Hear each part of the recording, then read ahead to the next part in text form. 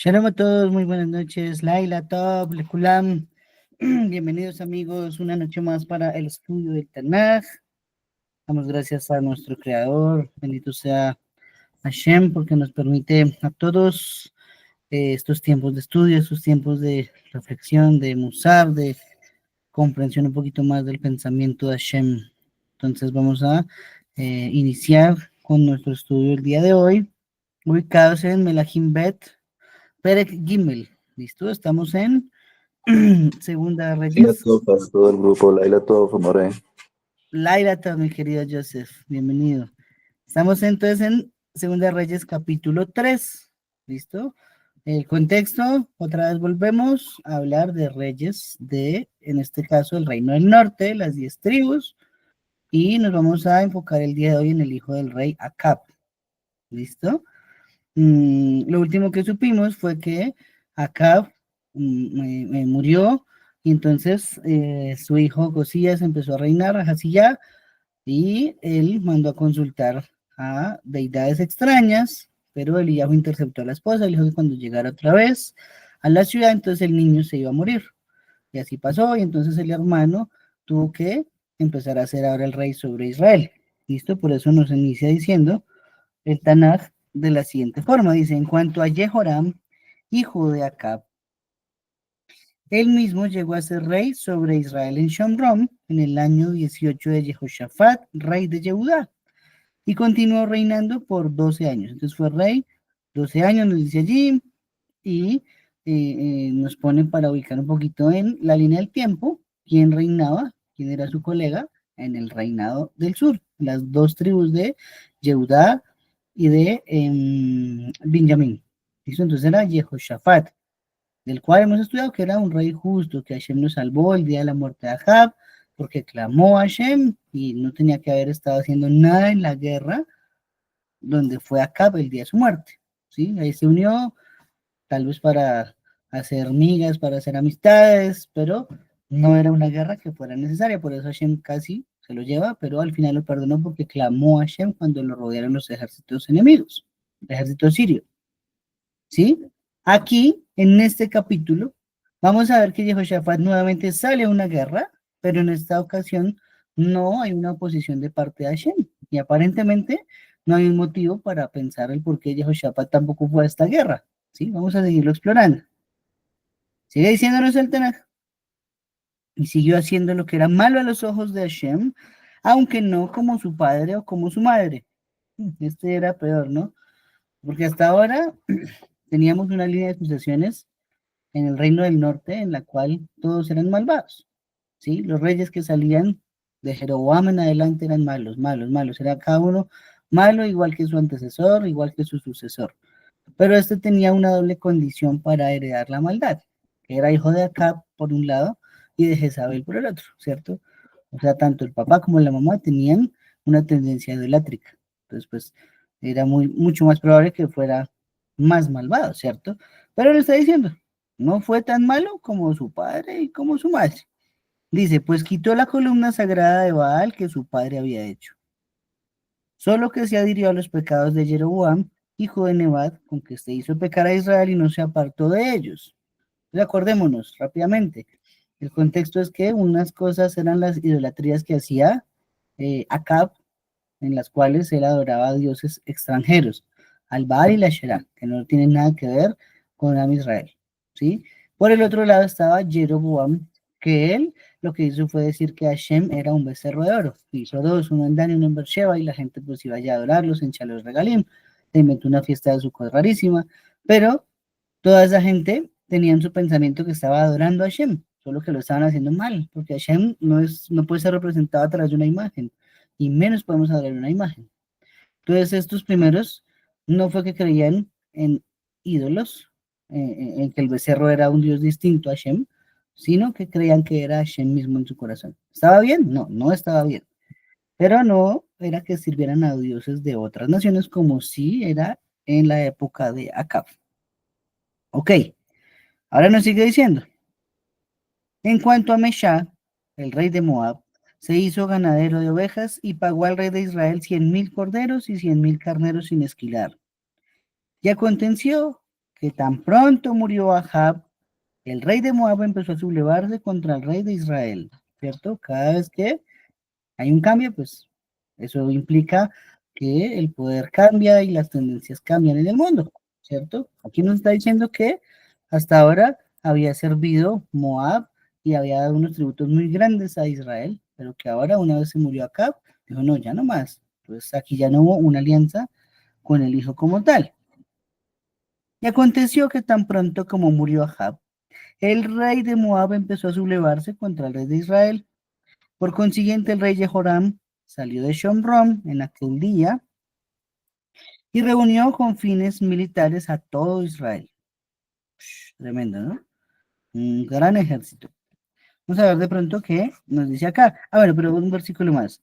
Fue más adelante y ahora envió a decir a Jehoshaphat, el rey de Yehudá, el rey de Moab mismo se ha sublevado contra mí. ¿Quiere decir conmigo a Moab en guerra? A esto le dijo, iré. Yo soy lo mismo que tú, mi pueblo es lo mismo que tu pueblo, mis caballos son lo mismo que tus caballos. ¿Sí? O sea, le dijo, aquí estoy a su servicio y vamos a pelear como una sola unidad. Eso es una parte positiva que encuentran los Ajamim en Jehoshaphat. Tal vez él buscaba que todos al final se unieran otra vez en un solo reino, todos volvieran a venir a Jerusalén para echar los regalim, para los macerot, para todas las leyes, pero pues no era la misma intención que tenía el rey del norte. Entonces, por ese lado se alaba a Jehoshaphat, que tuvo una actitud encomiable de tratar de unir a las dos naciones que había en ese momento judías.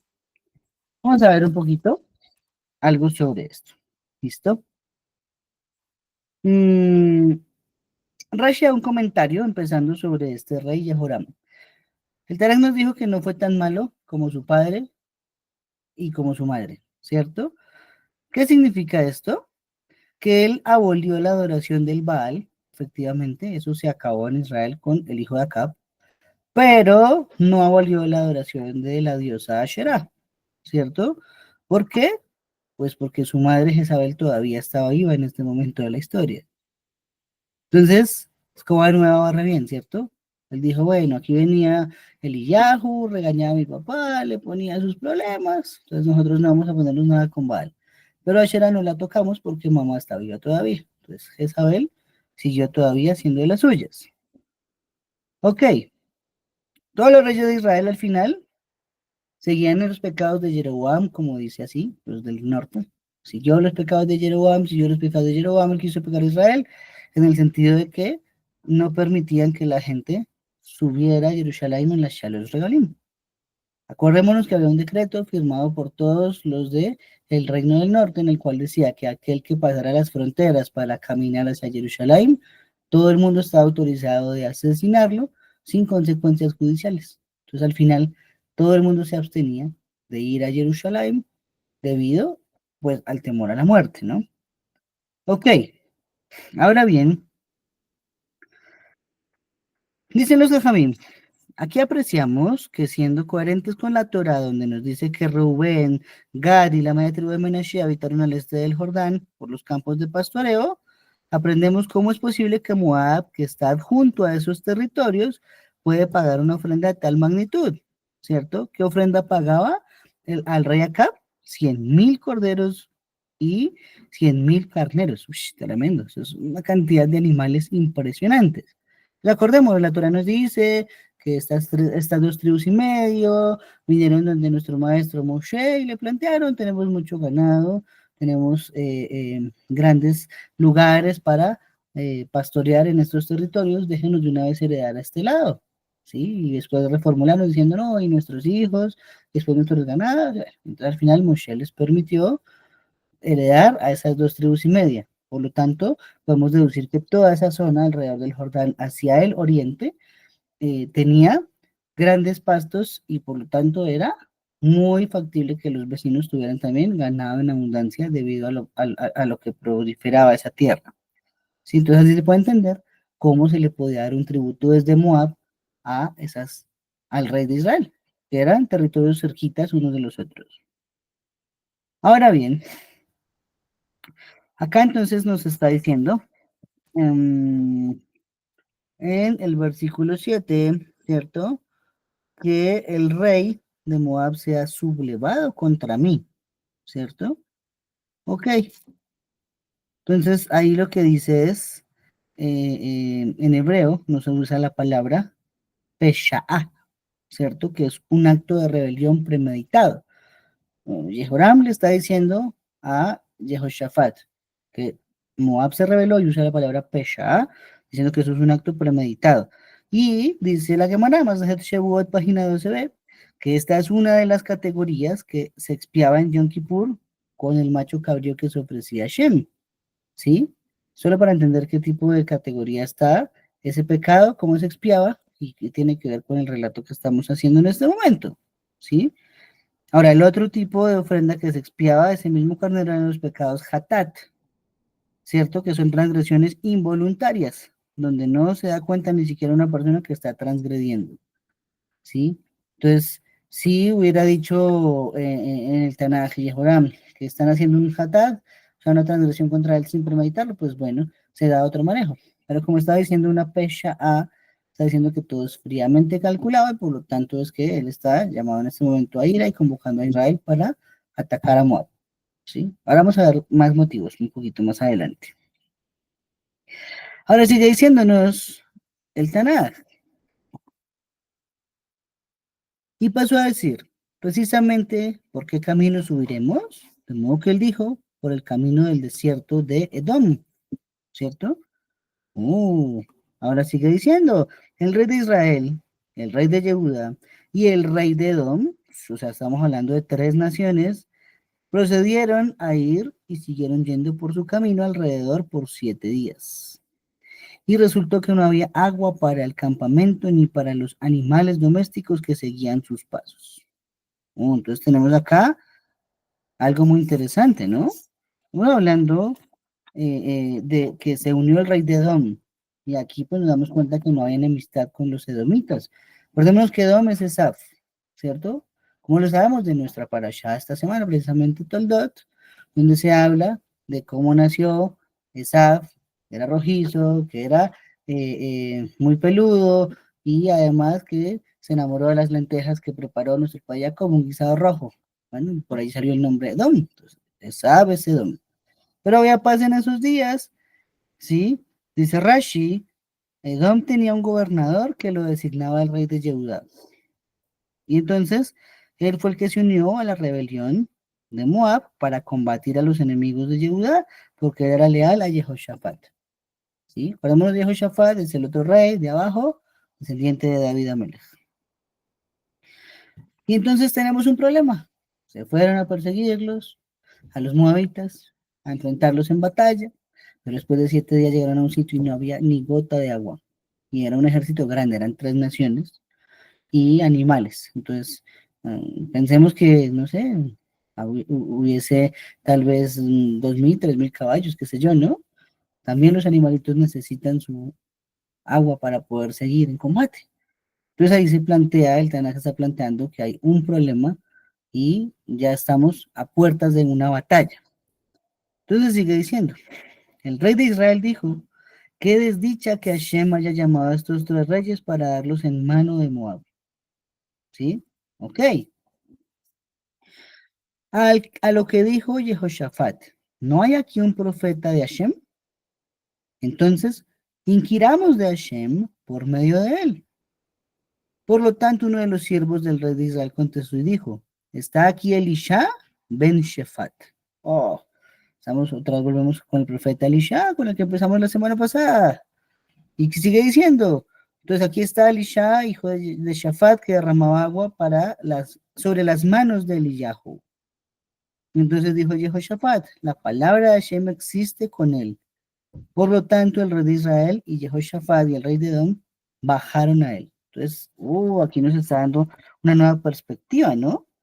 Nos está diciendo que Elisha se encontraba en el combate. Entonces aquí vemos cosas diferentes. Acordémonos que no todos los profetas son iguales, igual que no todas las personas son iguales.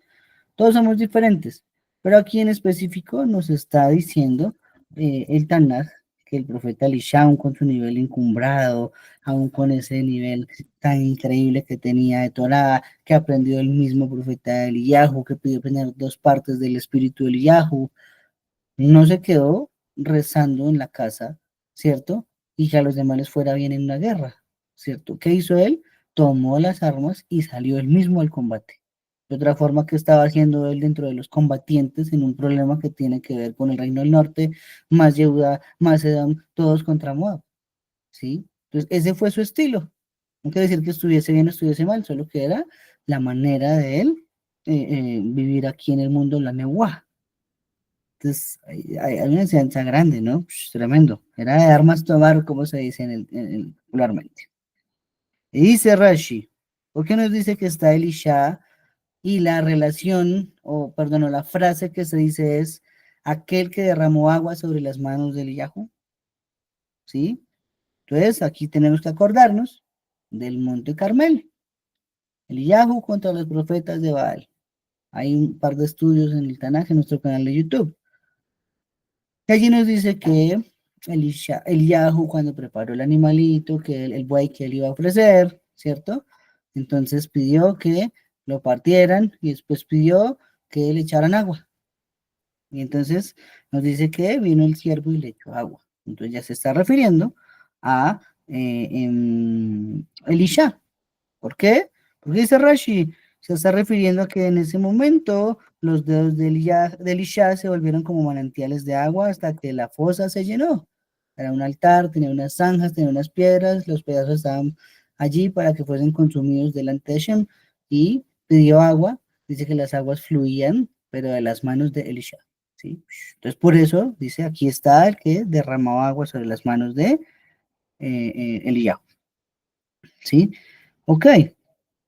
Entonces, Yehoshafat pues está diciendo, es probable que Elisha solucione esto con un milagro, porque si él, sus dedos se volvieron un día manantiales de agua, ¿quién quita que otra vez nos solucione un problema que tenemos en este momento, que es de agua, a través de un milagro? No, entonces, esa es la referencia.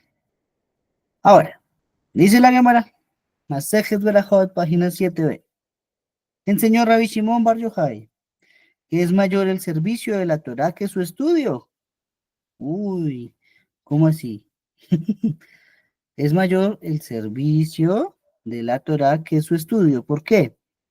Dice, porque al servir a un erudito de la Torá y pasar tiempo en su compañía, es mayor que aprender la Torá, pues aprende de todos los aspectos de la vida a través de sus acciones. Por ello, en este pasuk, el Tanaj no dice que Elisha aprendió de Eliyahu, sino que lo sirvió, enseñándonos así que es mayor el servicio a una Torá viviente que estudiarla. ¿Eso qué quiere decir? Uno, para aprender la Torah de alguien, debe buscar que esa persona también tenga una manera ejemplar de ser, una manera ejemplar de comportarse, ¿sí? Ejemplo, no voy a hablar de personas, pero yo medité hace muchos años cuando empecé a estudiar la Torah y yo dije, la persona que a mí me quiere enseñar en ese momento no tiene hijos. ¿Yo qué hago poniéndole cuidado a él si no ha cumplido la primera misbah de la Torah? La primera misbah dice Prurbu. Entonces, si no es un ejemplo para mí, ¿cómo me viene a mí a dar consejos de cómo criar a mi hijo en ese entonces? ¿Sí? Entonces yo dije, no, yo no puedo escucharlo a él sobre crianza a mis hijos, no. De pronto sobre otras cosas, pero no sobre criar a mis hijos, porque él no tiene hijos. ¿Sí? Ahora, Baruch Hashem ya tiene hijos. Es Hashem que le vaya muy bien y que se dé cuenta que educar no es tan sencillo como se plantea cuando uno no tiene niños. ¿Sí? Y que Hashem le dé muchos más. Es Hashem. Entonces, es un pequeño ejemplo. Dice entonces la cámara. Aquí lo que se está resaltando de Elisha no fue que estudió con Eliyahu, sino que lo sirvió. Porque en este caso, como era un jajam de tal nivel, el profeta Eliyahu, entonces se destaca que Elisha aprendió de él todos los aspectos de la vida, no solo la teoría escrita en el estudio, sino la práctica. Al final, la Torah hay que practicarla. De nada nos sirve sabernos los 63 tratados del Talmud si no sabemos cómo se separa un diezmo, si no sabemos cómo se pone un tefilín, si no sabemos cómo se estudia en hebreo. Entonces, no tiene lógica, ¿cierto? Por eso es más importante llevar la Torah a la práctica más que al estudio. Y eso es lo más importante. Hazak, Behemats, ¿no? Ser fuerte, estudiar, pero ser valiente y llevarlo a la práctica. Muy bien. ¿Qué más pasó entonces? Tenemos ese problema. Y bajaron los 3 reyes a buscar entonces a Elisha. Y sigue diciendo el Tanaj. Y Elisha procedió a decir al rey de Israel, ¿qué tengo yo que ver contigo? Ve a los profetas de tu padre y a los profetas de tu madre. Pero el rey de Israel le dijo, no, porque Hashem ha llamado a estos 3 reyes para darlos en manos de Moab. A esto, Elisha le respondió, tan ciertamente como que vive Hashem de los ejércitos delante de quien en efecto estoy de pie. Si no fuera que le tengo consideración al rostro de Jehoshaphat, el rey de Yehudá, no te miraría ni te vería. Ahora tráiganme un tañedor de instrumentos, perdón, un tañedor de instrumentos de cuerda. Tremendo, ¿no? Pidió un músico, pidió a alguien que tocara instrumentos de cuerda, una arpa, una guitarra, qué sé yo, ¿cierto? Pero un instrumento de cuerda. ¿Qué pasó acá? Vamos a ver. Entonces dice Rashi en su comentario, ¿cierto? Aquí el rey de Israel quiso, ¿cierto? ¿Qué quiso él? Quiso decir que Hashem iba a matar a los 3 reyes y a sus ejércitos. Y por lo tanto, cuando viene a consultar a Elisha, Elisha le dice, no, vaya a consulte a los profetas de Baal, a los de Asherah, a los que adoraban sus papás, porque viene a consultarme a mí, ¿cierto? Entonces está diciendo, vaya, vaya, aquí Hashem no los convocó porque si usted cree eso, pues está muy mal. Ok. Y por otro lado, la Gemara explica, Megilá, más en Megilá, página 28a, que Rabbi Yohanan enseñó. Está prohibido que una persona contemple la imagen de un hombre malvado. Está prohibido mirar a un malvado. ¿Por qué? Nos dice que la escena fue así. Elisha estaba mirando a Jehoram, ¿cierto? Solo porque en ese mismo ángulo estaba Jehoshaphat. Él está explicando. Yo lo estoy hablando en consideración al respeto que le tengo a Jehoshaphat, que es descendiente de David, pero no a usted que es descendiente de Acab, ¿cierto? Entonces, basado en eso, en que estaba al frente Jehoshaphat, pero por este ladito estaba Jehoram y lo podía mirar de reojo o estaba en el mismo ángulo, tuvieron este diálogo. Y la Gemara aprende de allí, ¿cierto? Si no fuese porque allí estaba Jehoshaphat, no hubiera mirado a Jehoram, por lo tanto la Gemara prohíbe y dice a Jehoram, se prohibió contemplar la imagen de un hombre malvado, ¿sí? No lo hizo un profeta como Elisha, pues menos deberíamos hacerlo nosotros. Tremenda enseñanza. También la Gemara de Masejet Pesajim dice, la ira en un profeta, uy, ojo con esto, yo creo que no es solo en un profeta, la ira en cualquiera. Sí, es un problema difícil de tratar, manejo de la ira, en especial, para mí es difícil, yo sufro de eso a veces. Dice, la ira en un profeta causa que su profecía se aparte de él, pues vemos que la Shekinah se alejó de él por enojarse con Jehoram y tuvo que llamar a un músico para despertar nuevamente la Shekinah, ¿cierto? Entonces, ¿qué significa eso?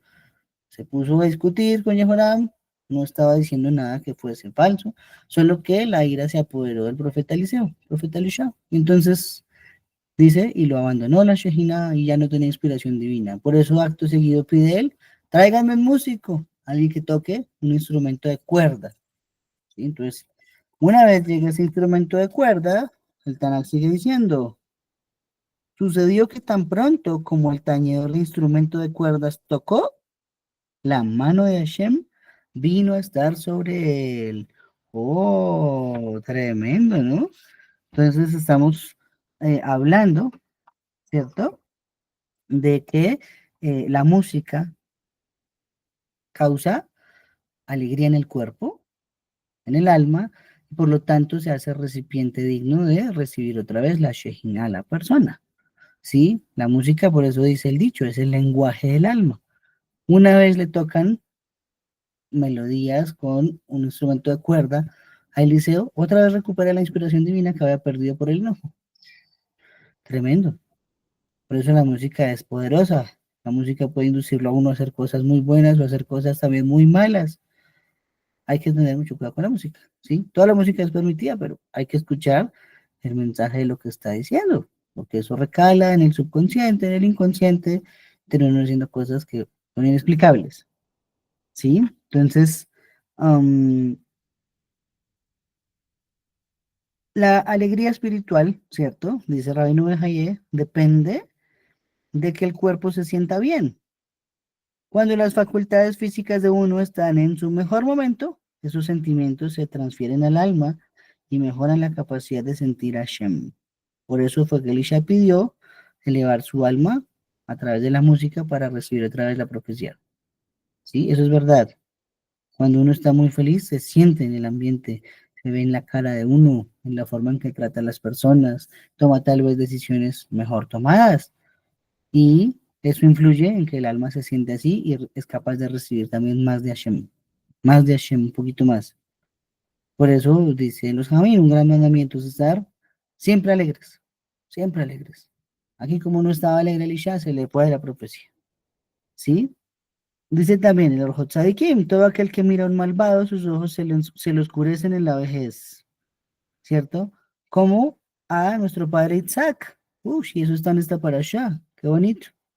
Para allá esta semana habla de eso. Los ojos de Isaac se habían oscurecido, ya que se lee mañana. ¿Y por qué se oscurecieron? Porque él miraba a Esaf y se dejaba sobornar de él. No miraba sus acciones, no sabía de sus acciones. Creía que su hijo era justo. ¿Y qué dice la Torá sobre el soborno? El soborno ciega a los sabios. Por lo tanto, Isaac vino, quedó ciego porque creía que su hijo era muy bueno, su hijo Esaú. También Rashi trata de explicarlo, ¿no? Porque la Shejina se había alejado de Elisha. Dice que tiene que ver con el luto. ¿Por qué? Poquito de contexto. En el capítulo pasado nos habló de la desaparición de Eliyahu. Por lo tanto, es probable que Elisha estuviera de luto, estuviera triste. Y allí donde hay tristeza, allí no está Hashem. ¿Sí? Acordémonos que durante 20 años 22 se alejó de nuestro padre Jacob cuando no se vio con Yosef porque lloró 22 años por su hijo Yosef. ¿Mm? Ok, la Gemara también cuenta en el Talmud Yerushalmi el alto nivel de David y la composición de los Teilim fue grandemente influenciado pues por la música. ¿Por qué? Porque David ponía el arpa en su ventana, ¿cierto? ¿Qué dice la Gemara? David ponía un arpa en su ventana y más o menos a la medianoche, en la hora de Hatzot, el arpa misma se tocaba con el viento y esa era la señal, como el despertador, digámoslo de esa forma, para que David se parara a cantar salmos de la Hashem y a estudiar Torah, ¿sí? Entonces a partir de David se descubrió la gran influencia de la música en el servicio a Hashem.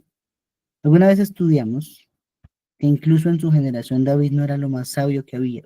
Era muy sabio, pero no era el más sabio. Sin embargo, como combinó el esfuerzo en el estudio de la Torá con la práctica y con la composición de música, de salmos para alabar a Hashem, eso lo llevó a ser muy grande, más que los sabios que habían en ese momento. Entonces, imagínense si podemos combinar todo, el estudiar, el practicar, el alabar a Hashem, pues seguramente algo podremos raspar allí de lo que fue David Amelech, seguramente. Ok, dice la Gemara, Masejet, Pesajim, página 66b, hablando de dónde se posa la Shejina, dónde se posa la presencia divina. No descansa sobre un individuo desde una atmósfera de pereza, tristeza, risa, frivolidad, charla ociosa, sino como resultado de una atmósfera imbuida de la alegría de una mitzvah. Oh, entonces no es cualquier alegría, ¿sí? Pudiese ser que nos causa alegría, bueno, no sé, a mí me gusta el fútbol. Esa alegría no tiene nada que ver con Hashem, ¿sí? No tiene nada que ver. Entonces no podría decir yo estoy alegre, Hashem me va a mandar más sabiduría para estudiar la Torah. No, viene esa consecuencia de una mitzvah. Entonces, ejemplo, yo reservé para el Shabbat mi dinero para comprar un pollo kosher para la mesa de Shabbat. Oh, qué bonito. Entonces, esa alegría que recibí por tener en mi cocina, en mi comida de Shabbat, un pollo con un esfuerzo grande, va a representar una alegría en el corazón donde Hashem abre mi alma y recibe un poco más de la luz de la Torah. Uy, en Shabbat que tenemos doble alma, pues mucho mejor, porque se asimila mejor al estudio de la Torah. Sí, tremendo. Efectos de estar felices, de estar alegres por una misma. Masejet Shabbat, página 30b, nos dice, uno debe estar alegre antes de plantear un asunto de alajá y también antes de ir a dormir para tener un buen sueño. Tiene mucho que ver con los sueños que tenemos, el estado de ánimo en el que nos dormimos. ¿Mm? ¿Ok? Una buena manera de dormirse cumpliendo una mitzvah, diciendo el Shema Israel. Sencillo. Al acostarte, levantarte, dice la Sagrada Torah. Ok. Mm, dicen los Najamim, siempre que tú puedas, canta Hashem, no solo para hacer oír tu voz, sino para recibir una parte de la presencia de Hashem y elevar tu alma. Oh, entonces hay muchos motivos por el cual deberíamos cantarle a Hashem bendito.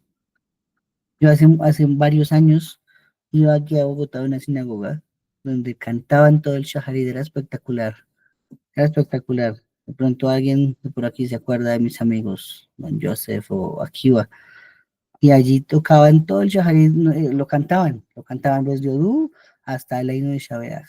Uf, y esa hora, hora y media, no sé, 2 horas, no parecían sino segundos, parecían minutos. Era hermoso, tremendo. Tristemente, todo se acaba por los egos de las personas, pero era espectacular. Estoy hablando de unos 10 años atrás, unos, sí, 9, 8 años atrás. Era muy bonito. Entonces, la música es un gran medio de comunicarse con Hashem. Y dice el Orjot Tzadikim, es por ello que los alumnos de los profetas colocaban frente a ellos una lira y un tambor y también un arpa para buscar por su propio medio el don de la profecía. Hay muchas maneras de adquirirlo, ¿no? Pero una muy efectiva es la música. O sea, dicho eso, pues también sabemos que hoy en día no existe la profecía, no está en este mundo ese espíritu, pero sí que podemos conectarnos a los con Hashem, entenderlo un poquito mejor, sacar un secreto de la Torah, qué sé yo, ¿no? Cosas más aterrizadas a nuestra generación. Pero era muy importante la música, ¿sí? Ok, sigue diciéndonos el Tanaj. Vamos a seguir con la lectura. Mm, versículo 16. Pasó a decir, esto es lo que ha dicho Hashem, que haya un hacer que este valle torrencial esté lleno de zanjas. Porque esto es lo que ha dicho Hashem. No verán ustedes un viento y no verán un aguacero. No obstante, este valle torrencial se llenará de agua y ustedes ciertamente beberán de ella, ustedes y su ganado y sus animales domésticos. Y esto verdaderamente será cosa insignificante a los ojos de Hashem, y él ciertamente dará Moab en su mano. O sea, para nosotros sería majestuoso. Otra vez pongámonos en el contexto. 3 naciones reunidas con sus ejércitos sin agua en un valle, con el enemigo ahí al ladito, y que de un momento a otro se llene de agua y todo el mundo pueda ver. Uf, tremendo, maravilloso. Pero ¿qué dice el profeta? Esto es insignificante a los ojos de Hashem. Eso no es nada para él. Hashem no usa ni el 1%. Si se pudiera cuantificar su poder, no usa su 1% siquiera para lo que puede llegar a ser lo increíble que es nuestro creador. Ahora sigue diciéndonos, y tendrán que derribar toda ciudad fortificada, toda ciudad selecta y todo árbol bueno lo deben talar, y todos los manantiales de agua los deben cegar, y toda buena porción de terreno la deben echar a perder con piedras. Ok, hasta ahí vamos a dejarlo. Seguimos aquí analizando algunas cosas más. El Midrash Tanjuma nos enseña, hay un proverbio en 10:22 que dice, la bendición de Hashem enriquece, ¿cierto? Solo escribió Shlomo varios años atrás. ¿A qué se estaba refiriendo? Entonces dice el Midrash Tanjuma, se refiere a la oración de Elisha pidiendo agua, pues aunque no experimentaron ni lluvia ni viento, el valle se llenó de agua. ¿Cómo dice el proverbio? La bendición de Hashem enriquece. El agua es una riqueza impresionante. En nuestros tiempos se está empezando a acabar el agua, ¿sí? Y ahora cuando llueve el agua causa destrozos, o sea, está todo descontrolado, la verdad. Pero en nuestro país, yo no sé si ustedes saben, acá está la mitad de páramos del mundo, está en Colombia. O sea que aquí es un país tal vez el más rico en agua de todo el planeta, ¿sí? Hace muchos años, hace unos, le estoy hablando 25 años atrás, mi padre me decía, por allá en el 2050 las guerras van a ser por agua. Papá dice, yo no voy a vivir para verlo, mi papá tendrá entonces, si está vivo, 100 años en el 2050, ¿sí? Tal vez nosotros estemos vivos, más jovencitos, tal vez sí, Bezrat Hashem, y las guerras serán agua. Y acá esta nación está repleta de agua.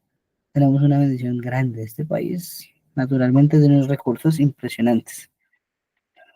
Dice Rashi ahora, em,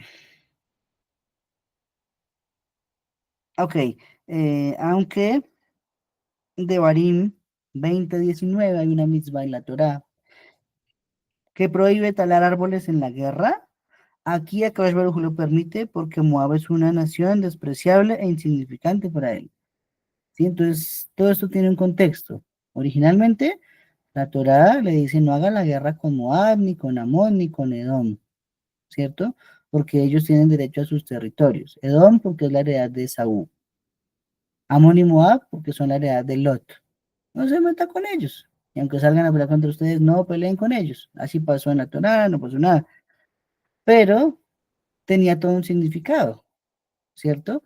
De Amón, perdón, de Moab iba a salir Ruth, una antepasada de nuestro rey David.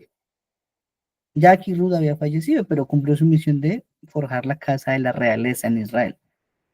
Entonces, ya Moab podía ser, no digamos arrasado ni borrado el mapa, pero podía hacerse la guerra con él porque ya había cumplido la misión que tenía que cumplir, unirse a Israel. Por el otro lado era Amón, los amonitas, que fue Naamá, la esposa de la esposa de Shlomo, una de las esposas de Shlomo, que fue la mamá del rey Roboam. Pues Amón y Moab ya cumplieron su misión, ahora Hashem permite hacer una guerra. Pero acá en particular, Hashem lo tomó personal y hace que se salten la ley que él mismo dio. Él prohíbe talar árboles en una guerra, pero aquí lo permitió, ¿cierto? Todo tiene que ver con que se mancilla el honor de Hashem. Las naciones nos desprecian para despreciar también a Hashem, ¿sí? No crean que cuando uno ve los titulares en CNN diciendo, oh, Israel es genocida, están hablando de Israel, están hablando de nuestro Dios, de nuestro Creador, para hacerlo quedar mal, porque todo el mundo va a decir, uy, si ve, ese es el Dios de los hebreos, ese es el Dios de la Biblia, ese Dios que permite que hagan masacres a niños inocentes. Y todo el mundo se come ese poco de fake news que salen, hablando de que Israel asesina a todos los niños inocentes en Siria y en Palestina y en el Líbano.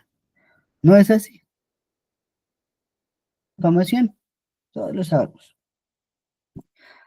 Entonces, ahora nos sigue diciendo Hiskuni que esta excepción a la regla solo aplicó para esta guerra con Moab.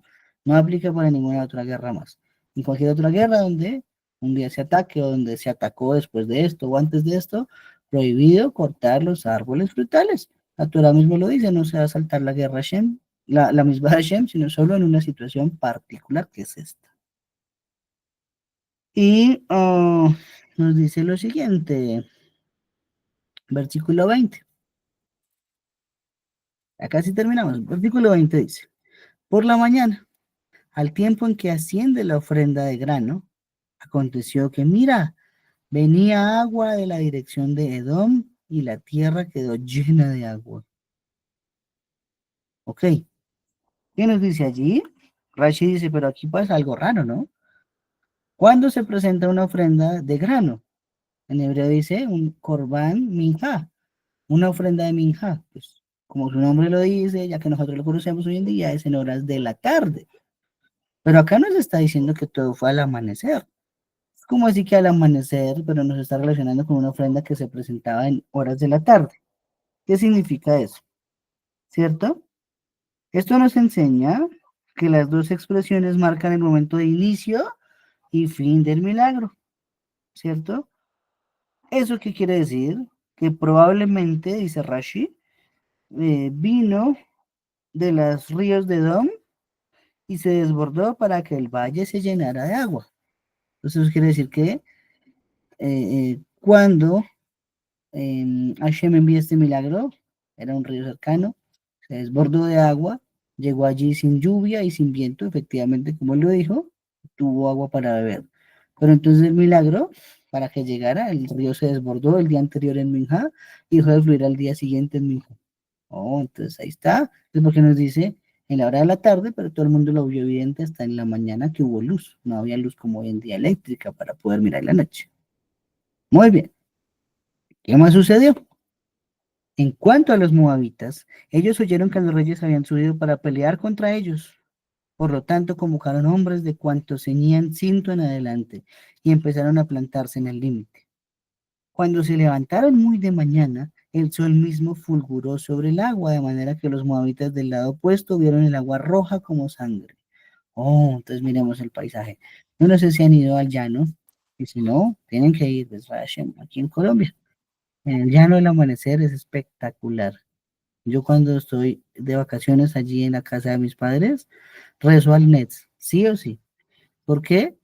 Porque uno ve el sol desde las 5 de la mañana, empieza a asomarse el horizonte. Pero cuando llega el momento del Nets, el sol está ahora sí viéndose físicamente allá al fondo, en el oriente, hacia donde uno dirige el rezo, y sale rojito, rojito, rojito, se va poniendo después naranja, naranja, naranja, y como a las 6:30 de la mañana ya está amarillo.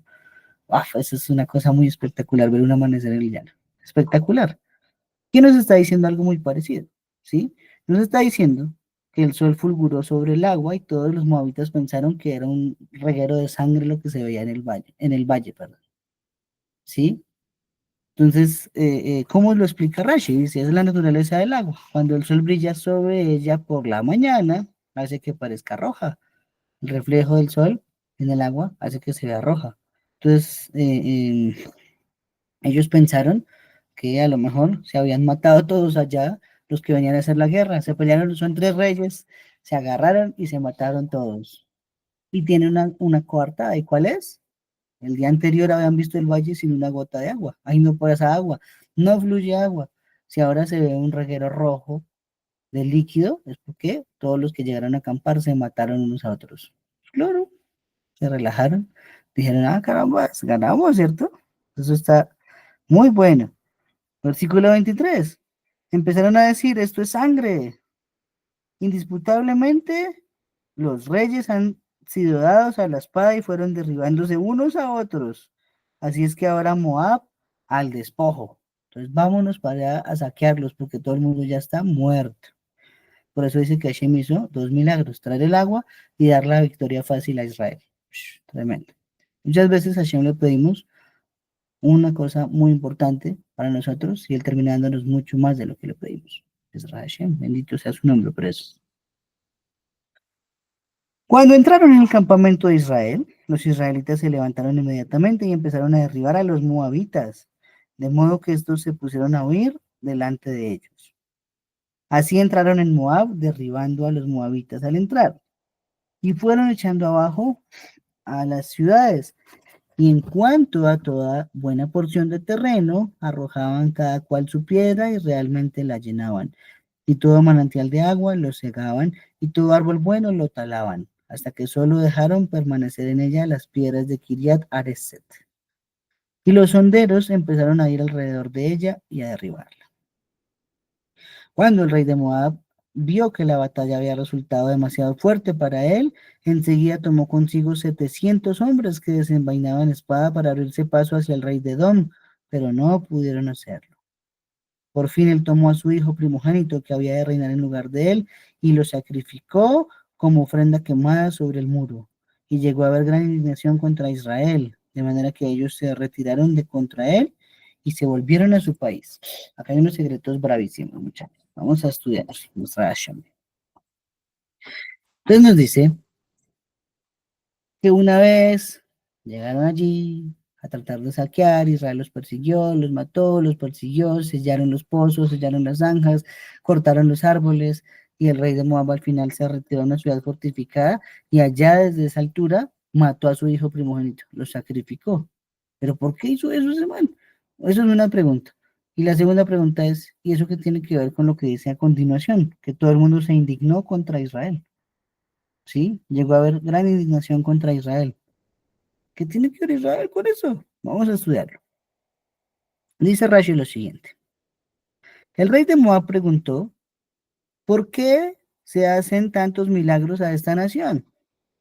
Y le respondieron, su antepasado Abraham tuvo un hijo, y Akadosh Baruj Hu le dijo, ofrécelo ante mí. Y él quiso sacrificarlo a Hashem.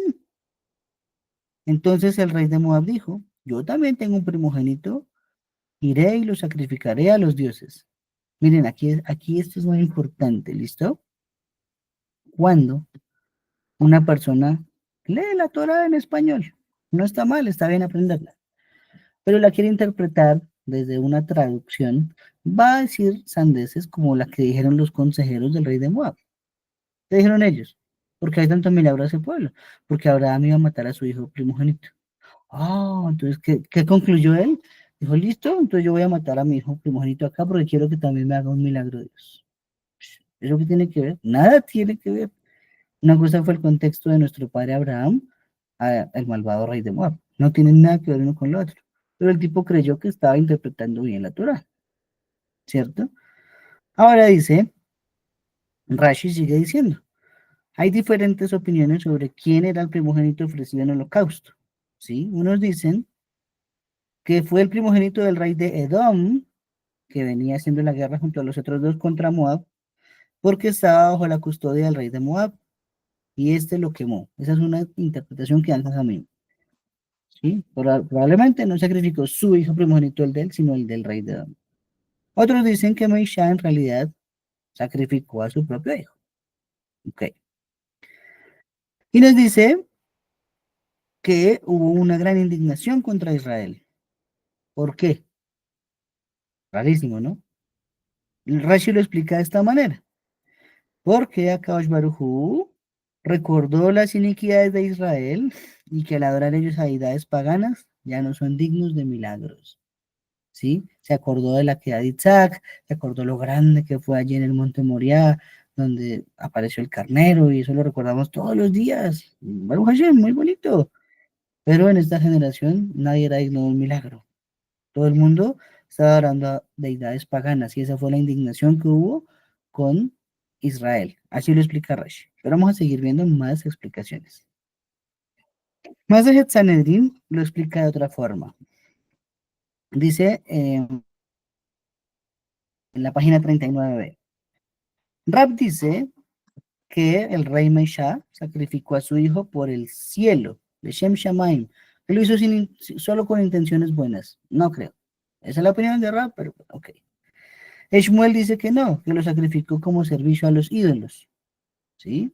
Entonces, según quien dice que lo sacrificó, le Shem Shamaim, en aras del cielo, se entiende que el gentil razonó y en su entendimiento intentó honrar a Kadosh Baruj Hu, ¿cierto? O sea, él dijo, oh, pues claro, mientras Israel se desvía la adoración de los ídolos, yo voy a hacer lo que hizo su antepasado Abraham, a ver, para que Dios me responda a mí, Hashem. Eso fue lo que pensó, según quien dice que lo hizo el Shem Shamaim. Pero según quien dice que lo sacrificó como un acto de idolatría, de Abodazará, ¿por qué nos diría el Tanaj que Hashem se enojó con Israel? Entonces, ¿qué tiene que ver eso? La respuesta está en Ezequiel 11:12. ¿Qué dice allí? Habéis hecho conforme a los estatutos de las naciones que os rodean. Entonces se entiende que en este momento de la historia, dice la Gemara, el pueblo judío aprendió del rey de Moab a realizar sacrificios humanos. Oh, ¿por qué? La guerra se acabó inmediatamente. Todo el mundo vio que el rey fue y mató a su hijo. Todo el mundo salió corriendo despavorido. Israel no siguió persiguiéndolo, no siguió sitiándolo. Funcionó. Entonces dice que los soldados dijeron, ah, si el secreto para que uno sea auxiliado de lo alto es matar a los hijos, entonces Israel empezó también a sacrificar a sus propios hijos. Eso sí nos explica porque dice que hubo una gran indignación contra Israel. ¿Sí? Esa explicación está mucho mejor la que dio la Gemara. Ahora bien, el capítulo termina diciendo, ¿no? Que se apartaron de él y regresaron a su propia tierra, la Aretz. ¿Eso qué significa? Que Am Israel descendió al nivel más bajo hasta hacerse como el polvo de la tierra. O sea, al decir regresaron a su tierra, no se refiere a una ubicación, una parte del globo terráqueo, sino se refiere a que otra vez nos hicimos como el polvo, insignificantes, nos hicimos malvados, un nivel bajísimo a partir de ese suceso. Esto tiene mucho más sentido, ¿no? Ok. Dice la Gemara en otro tratado, en Tanit 4a. Hay un versículo que dice en Jeremiyahu 19:5. Han edificado lugares altos al Baal para quemar a sus hijos en el fuego en holocausto. A Baal, lo cual yo no mandé, no hablé ni entró en mi corazón. Hizo tres frases. Entonces, contexto general, Jeremías está regañando porque sacrifican a los Baales, pero dice tres frases. Lo cual no ordené, no hablé ni entró en mi corazón. ¿Qué significan esas tres frases según la Gemara? No ordené se refiere a este episodio, el hijo de Meisha, que era el rey de Moab y fue sacrificado por él. Eso no lo ordenó Hashem. Lo cual no hablé se refiere a la hija de Jefté, ¿cierto? ¿Recuerdan a la hija de Jefté, el juez de Israel? Él dijo, aquel que salga de mi casa a recibirme, lo voy a ofrecer en sacrificio. Y salió su única hija y la tuvo que matar. Tampoco lo habló Hashem. Y no entró en mi corazón la tercera frase, significa a nuestro padre Isaac, que era solo una prueba para Abraham. Era solo una prueba, pero jamás entró en el corazón de Hashem, que en realidad fuera asesinado Isaac allí en el altar. Igual estudiamos que Isaac no era un niño, tenía 37 años, ¿no? Entonces era un señor mayor a mí incluso. Ok, Bereshit Rabá. El Midrash nos cuenta ahora lo siguiente. El profeta Mijá también habla de este momento. Mijá 6:6, ¿cierto? Porque está comparando que aunque Isaac no fue sacrificado, Hashem lo aceptó como si la acción hubiese estado completada, ¿sí? Lo aceptó como si se hubiera completado la acción. No así con Meisha, que él sí mató a su hijo, pero no fue aceptado por Hashem lo que hizo, ¿sí? Tremendo. Mira, Huma sigue razonando, tratando de encontrar razones y explicaciones a todo esto que está rarísimo. Se acabó muy raro el capítulo. Una guerra limpia, con milagros de agua, con milagros de guerra, con reyes aliados, pero terminó diciendo que se indignó Hashem con Israel. ¿Qué pasa? ¿Qué pasa con eso? ¿No? Es muy raro. Nos dice que llevó a Mesha a sacrificar a su hijo. Entonces fue por no ser un erudito de la Torah, o sea, por bruto. ¿Por qué? Porque de haber leído la Torá, como les acabo de decir, de haberla estudiado en su lengua original, con los sabios de esa tradición que le han recibido de padres a hijos desde hace cientos de generaciones, pues hubiera leído Vayikra 27:2 al 4, la cual nos dice que una persona se reemplaza a través de un dinero, no a través de su vida. Si uno quiere rescatar su alma, la Torah pone una tasación dependiendo de la edad de hombre y mujer. Entonces eso es solo ignorancia, no es nada más. Ignorancia. Ok. Entonces, los Jamin se hacen unas preguntas, ya con esto cerramos. El por qué Jehoshaphat se unió a esta batalla, ¿sí?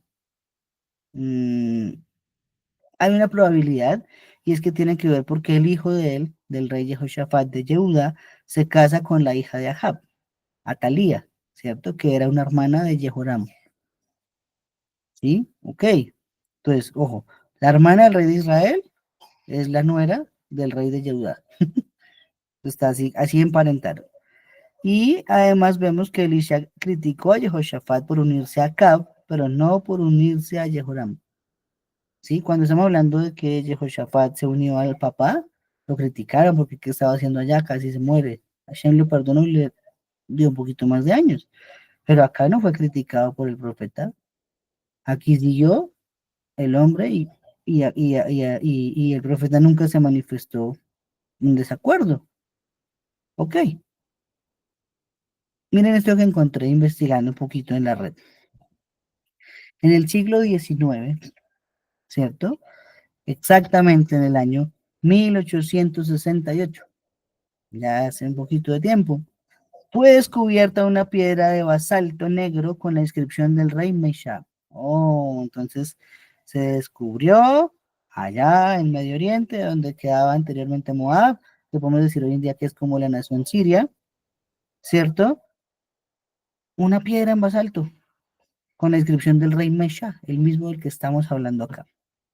Y esta piedra tiene escritas 34 líneas, escrita en paleohebreo.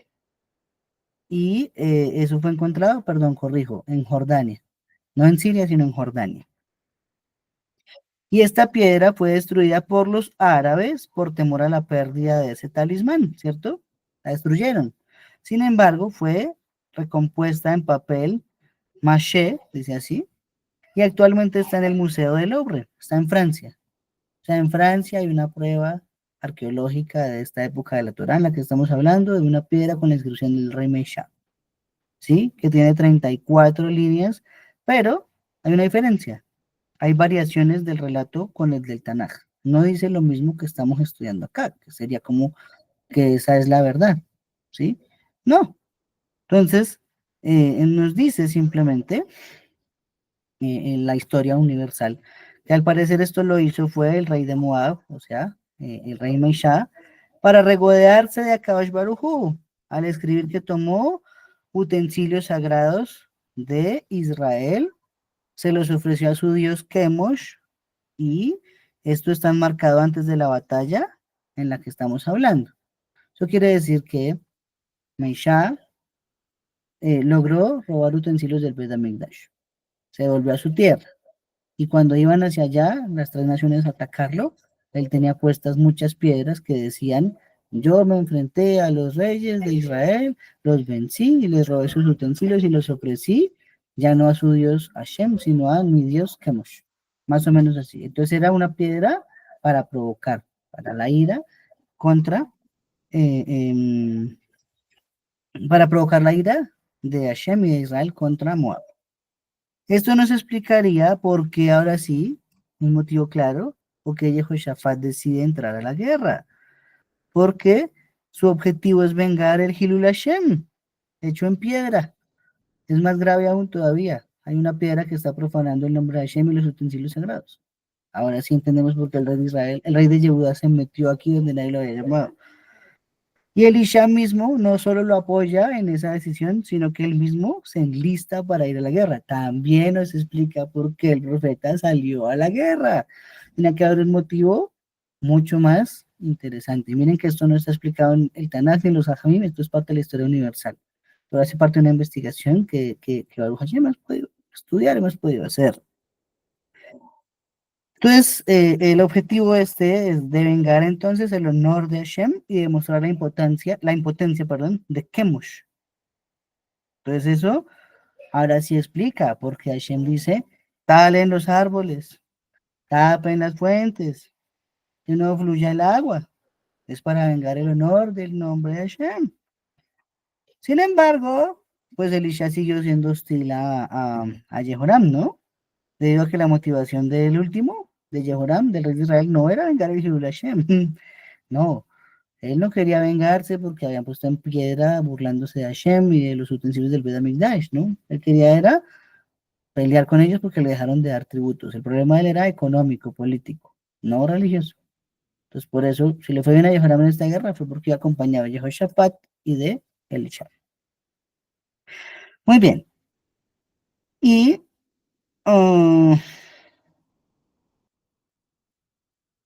ok. Algo que encontré allí también en las investigaciones en la red. Así como la Torá nos registró la supervivencia de nuestro padre Abraham de un horno de fuego, ¿cierto? Para no dar publicidad a las creencias idólatras de Nimrod, así tampoco el Tanaj registró esta piedra que puso, las piedras que puso el rey Meishá alrededor de Moab, burlándose de Hashem. Precisamente ¿por qué? Porque el objetivo del Tanaj no es crear una burla hacia Hashem, sino defender el honor de Hashem. Entonces, al igual que no está eso, del horno de fuego de nuestro padre Abraham. Y la conclusión final es que de este capítulo del Tanaj aprendemos que Jehoram tuvo la oportunidad de liderar junto a Elisha y Jehoshaphat una gran revolución espiritual que restauraría el reino del norte a sus raíces de la Torá, ¿sí? Deshaciendo toda esa negatividad hasta ahora que había sido introducida por Jeroboam, por Acab, por Jezabel, ¿cierto? Pero no se aprovechó la oportunidad. Entonces este episodio en realidad viene a ser doloroso, porque este fue el momento más oportuno después de la división de los dos reinos, de que todos se unificaran en el servicio a Hashem. Y no sucedió de esa manera. Sí, entonces al final, pues, como dice el dicho, seguimos rodando en círculos. En el próximo pasará otro rey, otro rey, otro rey, otro rey. Igual todos los de Israel siempre fueron malvados, todos los de Judá eran buenos. Entonces, seguiremos en ese tira afloje, pero aquí cerramos por el día de hoy. ¿Listo? Hashem, mucha información. Voy a correr un poquito, pero la idea era poder acabar el capítulo. Y Baruch Hashem, lo acabamos. ¿Vale? Quisiera saber si alguien tiene alguna pregunta, algún comentario sobre lo que estudiamos.